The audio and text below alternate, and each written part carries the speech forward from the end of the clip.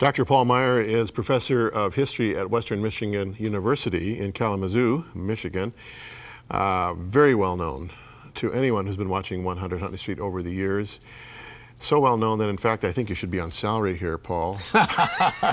Great to be back, Jim. You've been here again and again and again over the years, and always dearly loved. People just can't get enough of you. It's so good to have you back. This is Good Friday. Why is it good? Kind of a strange name for it, isn't Yeah. it? Yeah. It was Bad Friday, it would seem, for Jesus, except for the glory of the resurrection. It is probably the day on which we have more historical detail, both inside and outside of Scripture, than any other day in history, which amazes me because there are so many attacks recently on the Christian faith, and they center on, computer blogs come along and they say that Jesus, even as a man, never lived, and this kind of thing. Oh, what stupidity. I mean, anyone who makes these claims is just flaunting his ignorance. We have so much detail outside the Bible as well on what took place on that day of days. For instance, I love to use the works of the historian, Jewish historian Flavius Josephus, who gives us additional detail on Pontius Pilate, for example. Now, you wrote a book on Pontius Pilate back in the 60s, which Yes, indeed. is still available in bookstores and on Amazon.com. It's called what? Pontius Pilate? Pontius Pilate, simply, yes. When you researched that story as a historian and then wrote it, I mean, what did you learn, and what do we need to know, just in a kind of a brief overview of him and his role in all of this? Well, the reason I engaged in, dare we call it the Pilate Project? No, I don't think we have to. In any case, here was a living, breathing human being who was the physical link between the secular evidence and the sacred evidence. This has always been my hobby over the last 30, 40 years of my historical research, to see where points of tangency might exist between the scriptural record and the secular record. And there are all kinds of points of tangency, all kinds of bridges that can be built between the two sets of evidence. And here's a physical personality, Rome's man, as governor in Judea for 10 years, from 26 to 36 AD, and we can now get additional information on him from Roman sources that mention him. Cornelius Tacitus, for example, mentions the name Pontius Pilate. We can get even physical evidence on Pilate, because they found a cornerstone of a building which he erected in Caesarea. I've seen it.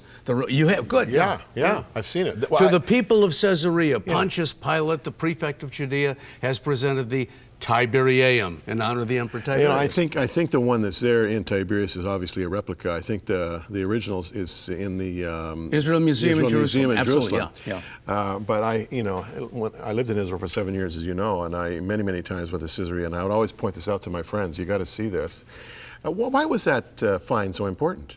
Well, because there were scholars, pseudo-scholars in any case, in the last century. I still refer to the 1800s. Bruno Bauer, for example, was one of the skeptics who said there never was a historical Jesus, or anybody he intersected with. Pontius Pilate never lived.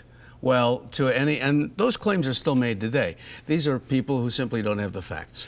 Here you have hard evidence, archaeologically. You have the smoking gun from the ancient world that there was a Pontius Pilate. His name's on stone. Yeah. Now, Pontius Pilate was conflicted, wasn't he, when Jesus was brought to him to be tried?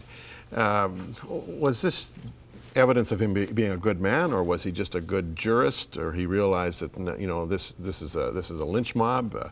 What do you suppose the conflict was all about? Well, this is exactly the intriguing questions I was asking myself, because I found a big disconnect between the New Testament version of Pontius Pilate, where you have this governor trying every legal trick at his disposal to unload this case, and our Good Friday preaching, where Pilate is regularly condemned from the pulpit as a person just a little half cut above Judas Iscariot in the bowels of hell. Right. And will the real Pontius Pilate really stand up? No, he does have a story. He was, in fact, a Roman governor trying to do the right thing. But he was kind of behind the 8 ball in terms of his relationships with the Jewish people.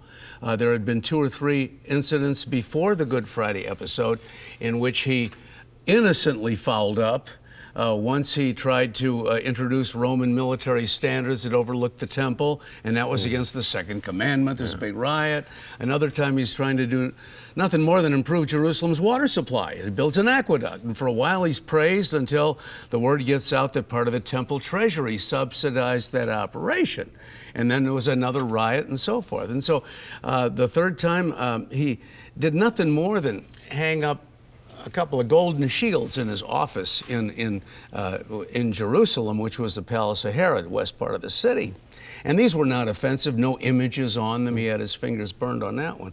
But this had only kind of a slogan at the edge, dedicated to Tiberius Caesar, given by Pontius Pilate, the equivalent of having a provincial or a state flag in addition to the national flag of America or Canada in the office.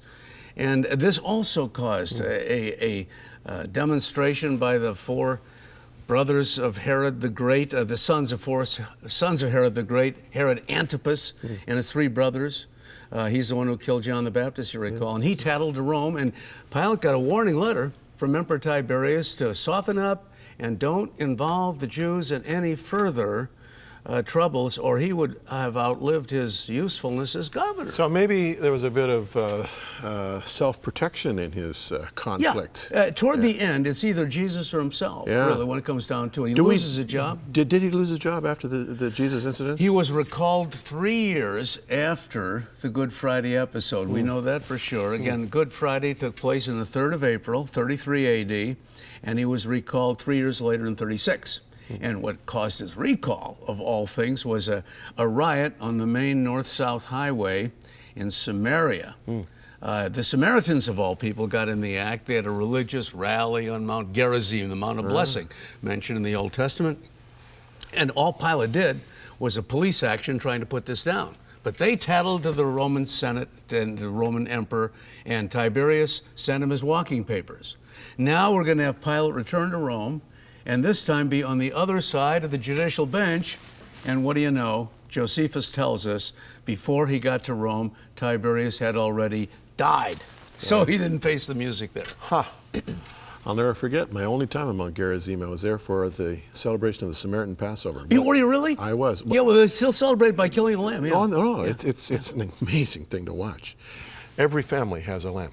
Yeah. And they weave roses into the wool. Is that right? And the old high priest comes out and stands on a rock, and he leads in a prayer just as the sun is setting. It's the most amazing experience. Anyway, this is about you, not about my experience. Well, you certainly know what I'm talking about. I certainly know what you're talking there. about. Now, let's talk about the events of Good Friday itself. Why do you suppose Pilate had, with all of his conflict, had Jesus flogged? I mean, more than flogged. I mean, his back was laid bare. Why that? And why the crown of thorns? And why the King of the Jews sign and all of that? Was he playing to the crowd? What was he doing? Believe it or not, Jim, this was part of his defensive strategy in behalf of Jesus. He thought that by flogging him, making him an object of sympathy, maybe, because of all this torture, it's at least better to be flogged and stay alive than be killed. Yeah. He still wants to save Jesus' life. Now, again, we have a perfect parallel to what happened on Good Friday, which I try to bring out anytime some scoffer comes along and says this isn't historical.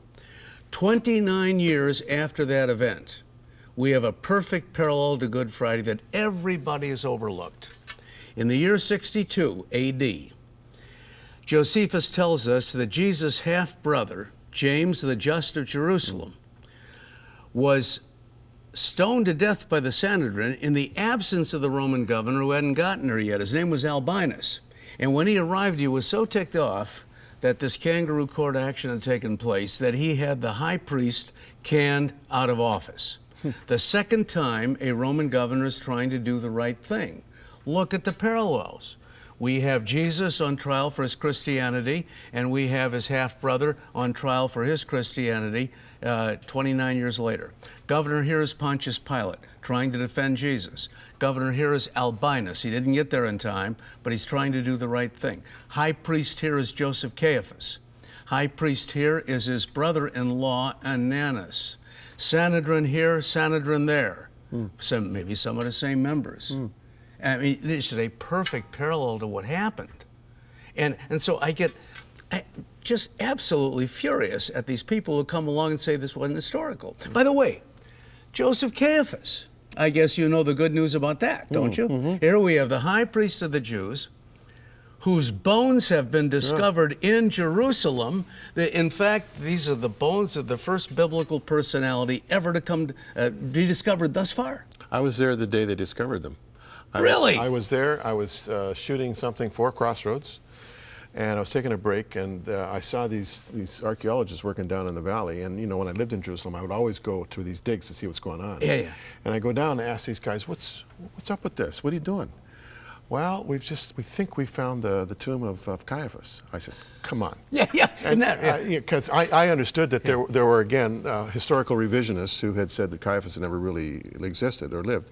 And so I stumbled on this thing the very day that they discovered it. And I thought, you know, I mean, how blessed am I to be here at this moment? Yeah. It just seems too good to be true. Yeah, no, it really does seem to be too good to be true. But the fact is that the historicity of the Scripture just keeps proving itself again and again. Well, hard evidence. I mean, this isn't somebody's theory. This is the smoking gun from the ancient world. What about this cross business? Now, there had been, maybe thousands of zealots crucified in the period up to the crucifixion of Jesus? This was not an unusual event, right? No, not